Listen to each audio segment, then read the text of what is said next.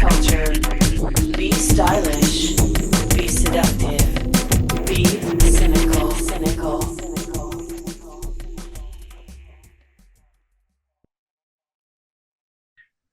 My name is Robert Hold. I am a photographer. I've worked commercially for the last 15 years. Um, the areas of focus that I like to work on as far as art run the realm of fine art, still lifes, bondage related, kink, fine art nudes, landscapes, and sometimes a mixture of all. How'd you get started with photography? Um, Oddly enough, it started with my parents throwing a little Kodak 110 point and shoot film camera in my hands as a kid. Um, Off and on growing up, I wound up transitioning to a Polaroid camera for a little bit. And then I took over my mom's Sears 35 millimeter SLR camera. And then I went off into the military. And oddly enough, I was an engineer. So I was just doing construction. And I wound up picking up a camera again during a deployment for Enduring Freedom in 2003. And that sparked my interest even further. I found that I had a solid talent for it. Um, Pardon me, my cat. Um, and then when I got out of the Air Force, I picked up photography as a course to help me process a few things. I started off with film and doing wet process with color photography. Um, and that gave me a better understanding and foundation for a lot of the work that I shoot. The professor I had at the time, she taught us to take an image in a magazine and break it down. Look for where lights are being reflected, look for where they're not, look for where shadows are supposed to be, but they're not. And that gives you a nice solid grasp of how a scene was lit, what modifiers were used, and just depending on how the shadows are, whether or not it's hard light or a mix of hard and soft. Um, so the technical aspect started fueling some creativity for me.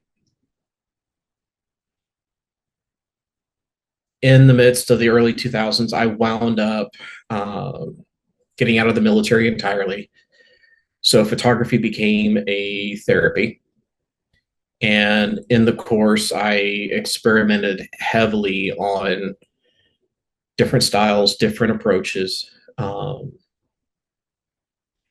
I got involved in the Dallas scene for music, for modeling, for burlesque as well. And in the midst of all of that, I started seeing the direction of my work.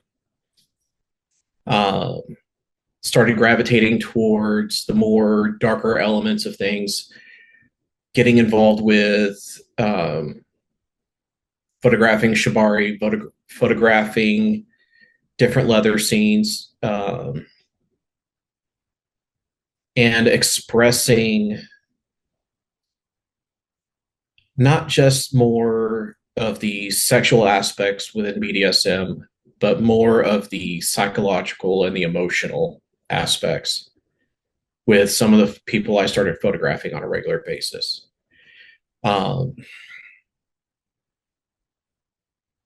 and recently, I would say within the last 8 years, I went back to school, finished my degree, learned all of the different histories within art, um, understanding how lighting has been used, how it's evolved. Um, just all in all, having a very delayed finish to my education as a photographer, where I can start blending different artistic elements into my scenes, use of line, use of color. And so now I've my day job, I work for the federal government for military recruiting, but that pays the bills while I get to explore my artistic avenues with kink, fetish, and anything else that I want to explore. Can you talk a little bit more about like, because I know you from your like kink photography. Was that an interest of yours? Or how'd you kind of get into that scene of photography? I got into that scene mainly because I have had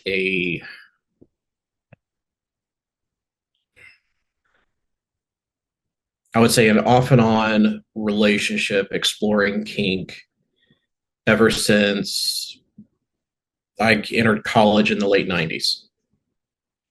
Um, there were aspects that I gravitated towards, and evolving through it, for me, kink has become more of a understanding of one's nature more than anything else. Everyone's journey through kink is different. At the basis of it, there is something psychological and something emotional that drives us to explore that side of things. Um, so for me, it's when it comes to the kink photography that I've done, it's it's not that far of a leap in terms of if we're exploring it interpersonally, why not explore it graphically? And in the early days, you mentioned that you try to replicate like some photographs you would see in magazines. How hard was that at the beginning, and how long did it take before you feel like you were starting to match what was inspiring you? Um, the professor that I took for my color film class, um, with how she broke it down and how in depth she went into explaining it, for me, it was something that I found easy to understand. Um, some of the inspiration for a lot of the work that I've shot has come from Robert Mapplethorpe. Now, a lot of the quotes that he has said that, you know, effectively that he just messes around with lighting and whatever he does, it winds up looking good. It's the take that I've had from his work is it's simple, it's direct, it's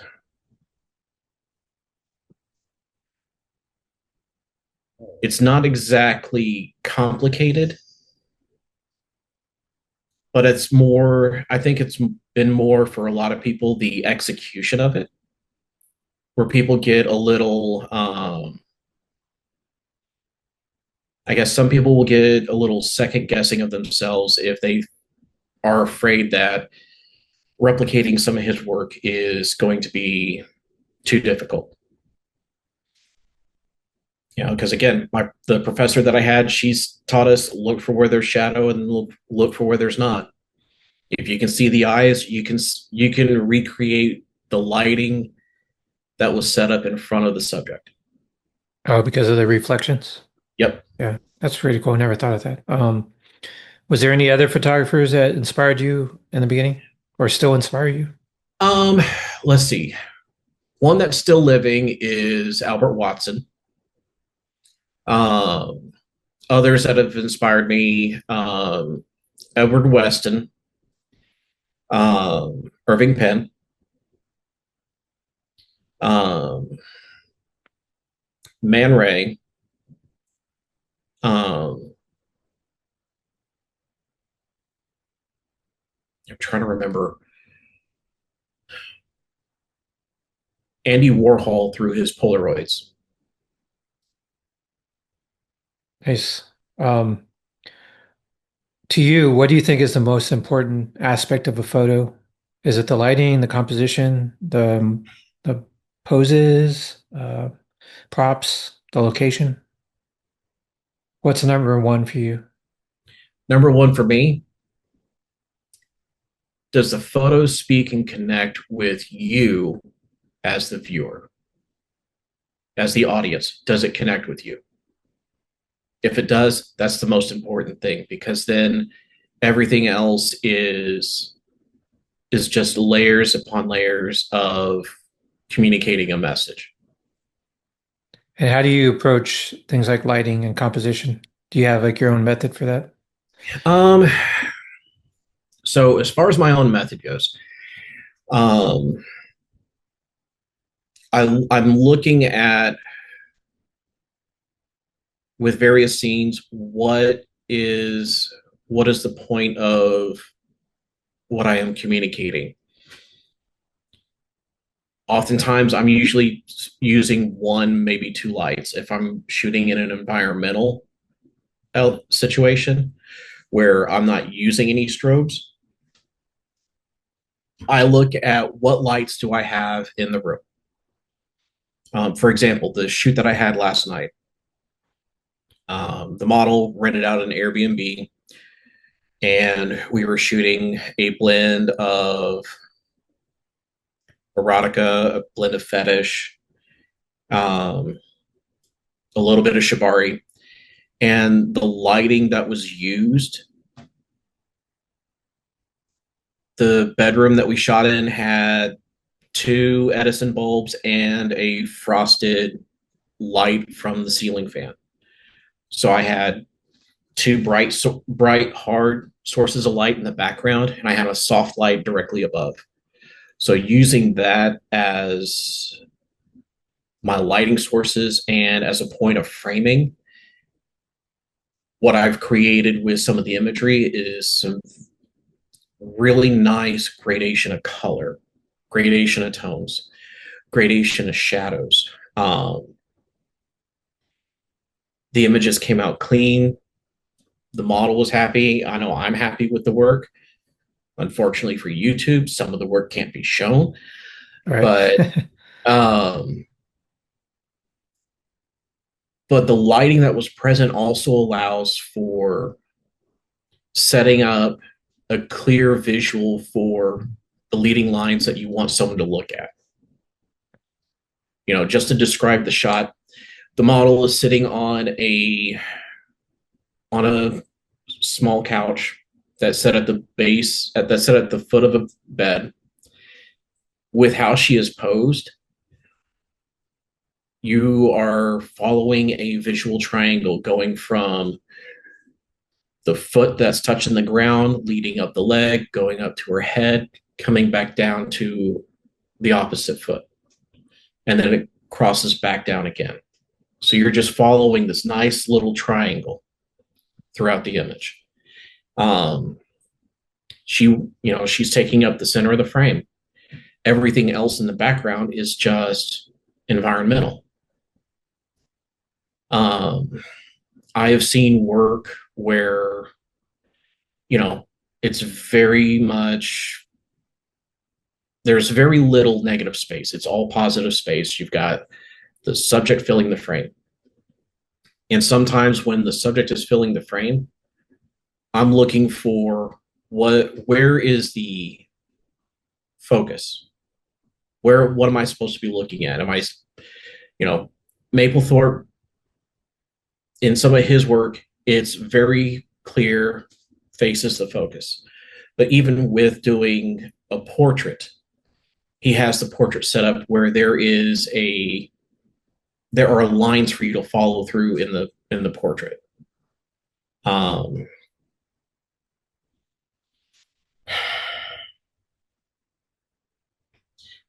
I guess one of the points I'm trying to get to is I have seen photography that is brutalist in nature, in that the subject is right there in front of you. That's it, nothing else. And not to say that brutalism has its own aspects as an art form, but when I'm looking at something where I want to connect with what's going on in the image, there's not a lot given in order for me to connect. There's no, to get into art speak, there is no message. There's no story being told. Um, if I'm approaching a portrait, if I'm approaching how I am capturing somebody, I'm looking at how am I telling a story with this person? How am I creating a connection with the viewer?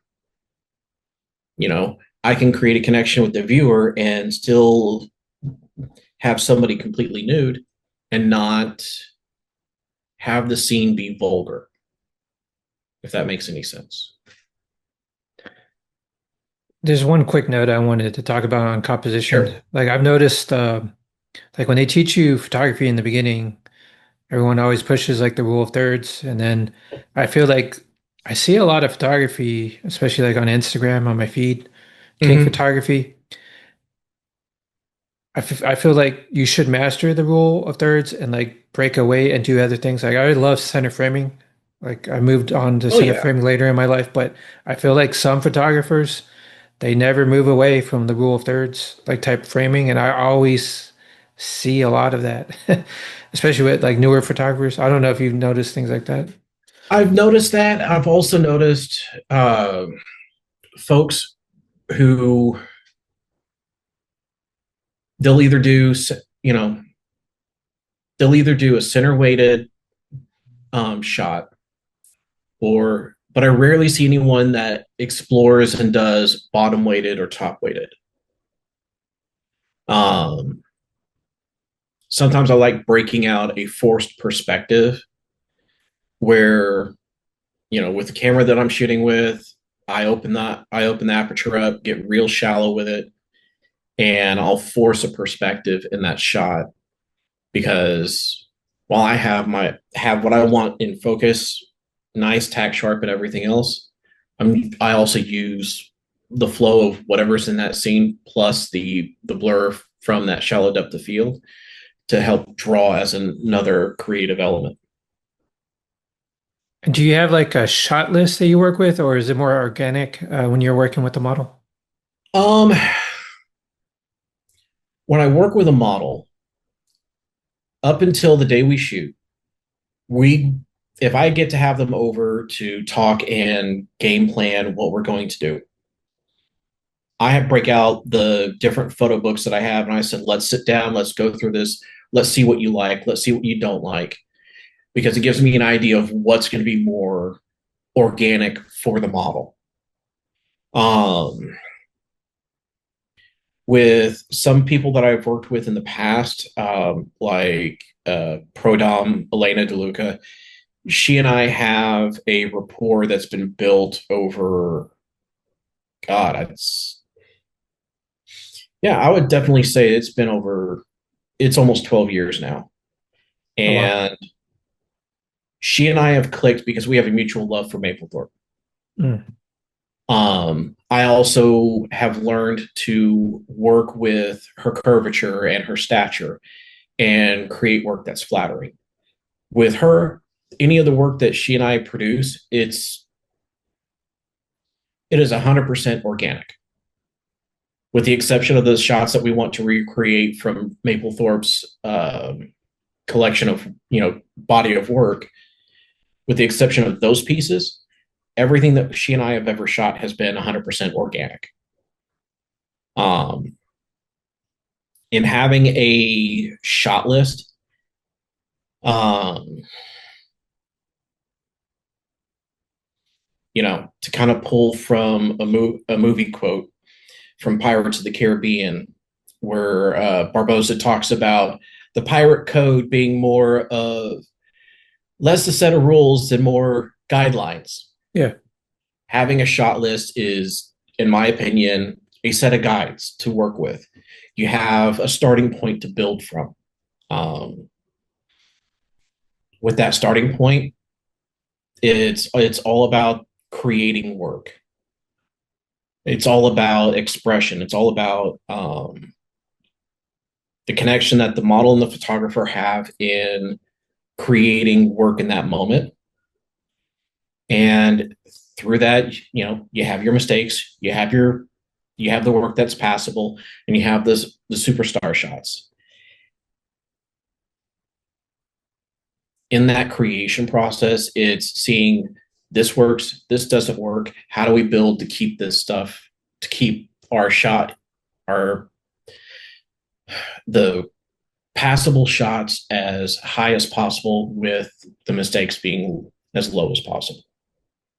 One of the things I like about working with the same like subject over and over, like you said, throughout the years, is you already kind of know what the model doesn't like. So you avoid Yeah. those angles, like the shoot goes a lot smoother. But how do you approach working with someone for the first time? What is that process like for you?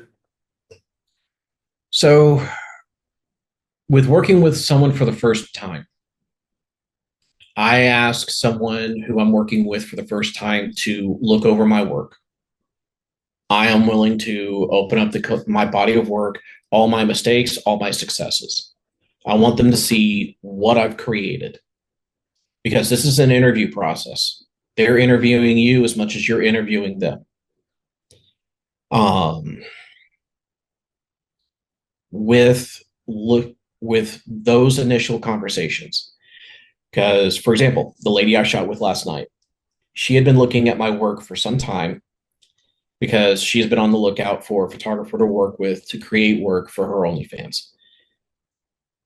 When we got to talking, we were essentially interviewing each other. Um,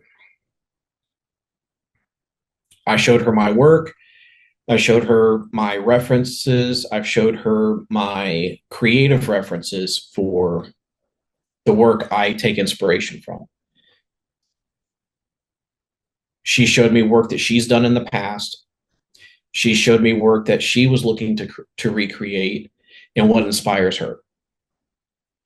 Um, Now, I know that this interaction is not typical because you're going to have some folks that are getting into modeling and have no clue. And then you're going to be, and then for a photographer who's getting in, they may come across someone that sees their work and sees potential, and they're working with a very experienced model, even though they're inexperienced as a photographer. Um, so with anything, it's preparation. It's understanding what your strengths are, where your weaknesses are, what you're willing to experiment with. And the same goes for when you're interviewing a model to work with. What is their experience? What are their strengths? What are their weaknesses? Because I look at every shoot that I do as a interactive collaboration, because it's not just the model's um, desire for a certain set of photos. It's not just a photographer coming in with a shot list. It is both working together to create work. Do you prefer to work on location or in a studio type environment? It comes down to what you're trying to express. If I'm working in a studio environment, I have a little bit more control over where I want light to be and where I don't want it to be.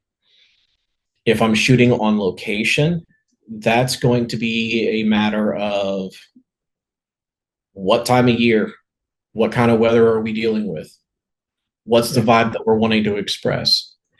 It's you can plant me almost anywhere in the world and say, here, create something, and I'll have a half dozen ideas based on where we are. And one shoot that I want to do is I want to do a spandex tea party shoot at Bonneville Salt Flats, Oh, nice. mainly because it's a sparse and desolate location. It is the it plays with the artistic elements of,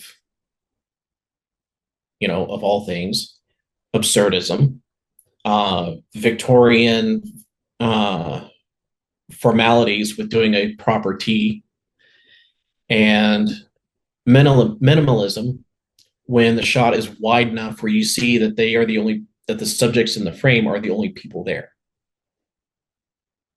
So you've got to, you have the opportunity to play with different artistic influences to speak about something. Do you shoot a lot of images, or are you very strict about when you click that shutter?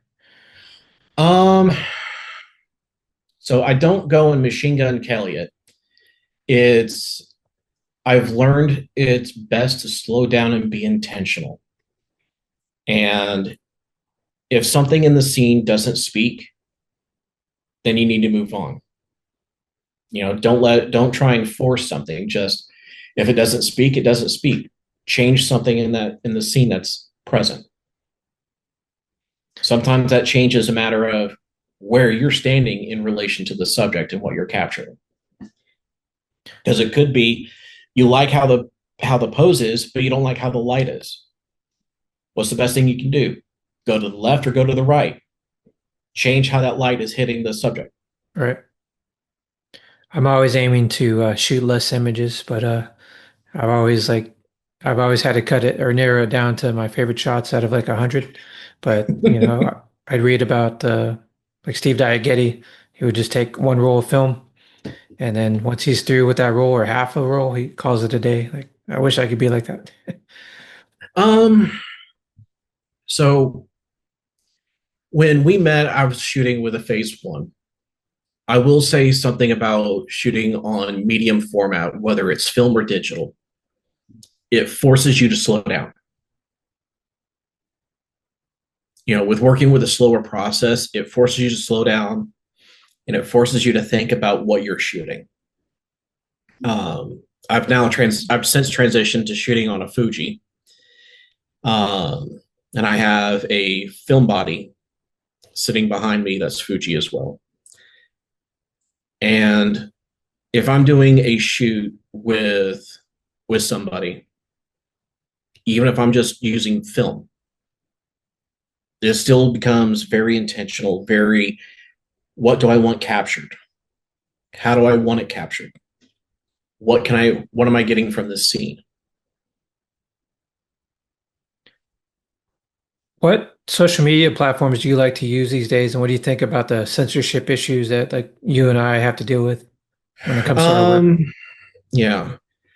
So the unfortunately, just because of social prevalence, we have Instagram and Facebook as the primary sources of social media interactivity.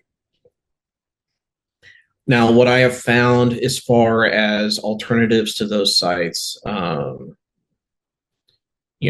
unfortunately, Twitter has become the poster child for what a shit show looks like.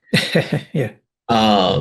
For a lot of the content that we produce, I have found, granted, some of these sites you do have to pay for membership and to be able to post.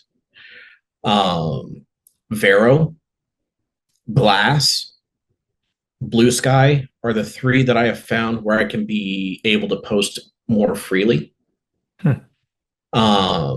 Tumblr back in the day used to be it, but then they got bought by Verizon and they shut that down.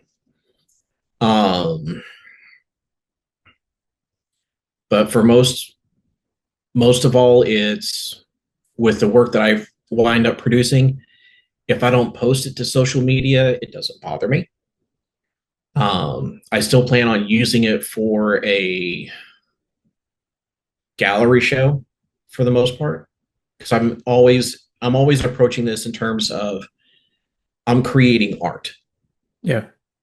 Yeah, some of it might be fall in the realm of being smut or porn, but I'm creating art nonetheless.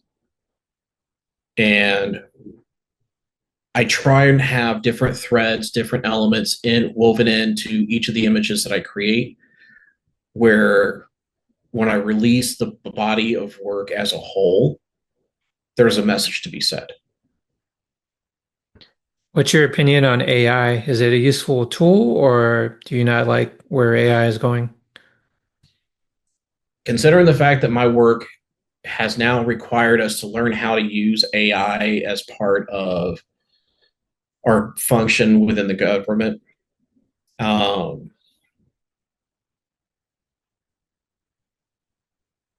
the opinion that I have of AI is mixed. From the creative aspects in terms of image generation, video, audio, it is in my opinion, in terms of creative work, AI has become a tool of theft. When it comes to parsing data and gaining a summary of massive amounts of analytical data, AI is a very useful tool. At the end of the day, it's a tool nonetheless. Um, as a creative, as a photographer, as an artist, um,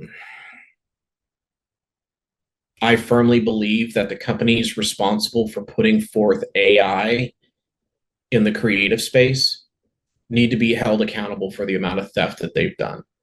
Adobe being one of them, chiefly. Um, One thing I wanted to say on AI, like I think it's a useful tool. I don't think it's going anywhere. I'm working on a synth documentary, and I had photographed one of the subjects' studio. Like he had this wall of synths, and I took that image because there's things I didn't like about the image, and then I just wanted to see what AI would do, like as far as creating me a poster. Yeah. And I created an image I liked that everyone in the film seemed to like. And I put it out there, and I haven't gotten any negative reaction. But there's this one synth Facebook group, and someone had posted a graphic of a bunch of different synths, and he was like, and they're all numbered, and it's like pick your favorite one, and people just tore him apart because the AI representation of different synths, like the Mini Moog or whatever, they were Yeah. off. So everyone was like talking about how much they hated AI, but it's like I'm afraid to post a poster in that group. But then I'd have to explain. I did take the original photograph. I don't know. Well, and this comes back to the fact that the the models that are trained off of other people's work, there is the human element that when you start deconstructing an image and you start breaking it down and you start looking at the different elements of it, the human eye and the human ability to perceive data and see that there's something wrong with it will shine through. Yeah. Um, because the computer is only going to be able to regurgitate what we feed it. All right. There's not going to be an understanding. There's not going to be like for example, let's take Coke's recent Christmas advertisement. No, I haven't seen it. If you haven't seen it, go watch it. But throughout this clip, Coke was playing off of nostalgia. The AI generated video had animals that you would not see in a winter environment. You saw a sloth in a winter environment. Oh well. Even the trucks that were, that have previously been shown hauling Coke products are aren't even correct. like little details, like the number of lugs that hold the wheel on, the positioning of where the wheels should be on the underside of a Yeah. truck. It's like little things that you would know that from what you see day in and day out. There are things that pop up and go, okay, why is this wrong? Why is this not right? Um, and it comes back to the argument that I have. AI is a tool for analyzing information. While it can be used as a tool to get approximately what you want visually, it's still going to require human creativity to finish it, getting it past, you know, this is close enough to this is what you want. I think AI, if you're utilizing it as a tool, don't expect it to be the kind of tool that you can use for um, work that requires fine skill. Do you think with how good cameras are on smartphones, do you think people reach out less to photographers uh, to collaborate with or for work? Because a lot of them, they could, like, especially like OnlyFans or fetish content, like they could shoot it themselves now. Um, the same kind of argument was created when photography as a process started to become prevalent in the 1800s. Because um, even in the 1800s, um, as different photo processes were becoming refined and consistent and teachable, you still had people arguing within the art sphere, painters are where it's at. Um, as technology has advanced and as photography has advanced along with it, there has been a democratization of folks being able to take pictures. Yeah. Even in the realm of having portraits painted, it still comes down to you're going to have a skilled craftsman creating the image. And just because someone's creating content with their cell phone, it doesn't take away from the fact of sometimes when you want something that is refined, something that has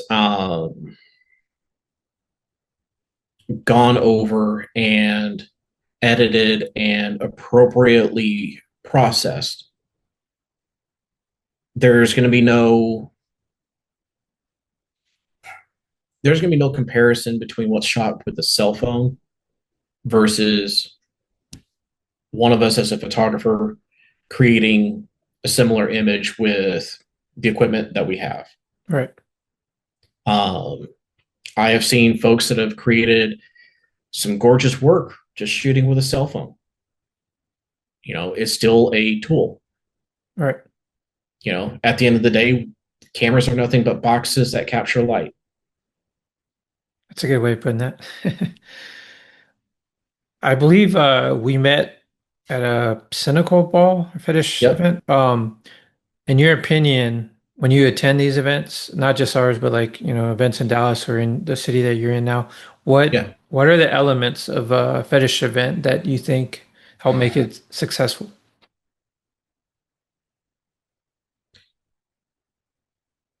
One of the big elements that help make it successful is that there is a healthy community that supports it. And with that health, obviously, you're going to have within that community, folks that um, are able to effectively police their own community, ensuring that some bad actors are not um, treating events like that as hunting grounds. When we met at your event, one of the things I liked about it is that coming in. It's welcoming. Um, there are, folks are eager to meet, learn of and from each other. And there wasn't any vibe that screamed that there were gatekeepers present. Just, it's like, oh, you're only into this or you're only into that. This isn't the event for you. It was more, oh, hey, you're into this. Great. Here's some people we know that you might want to learn from. Or hey, have you tried this? The the vibe that I got was it's very welcoming, very open. In comparison to other events that I have been to, Cynical Ball was one of the more friendlier environments. Um,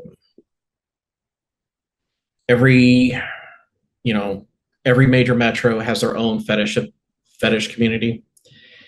Um, the one that I came from in Dallas, you know, they do have their own popularity contests, but in comparison, I found the Houston community to be very welcoming. That's good. I appreciate that.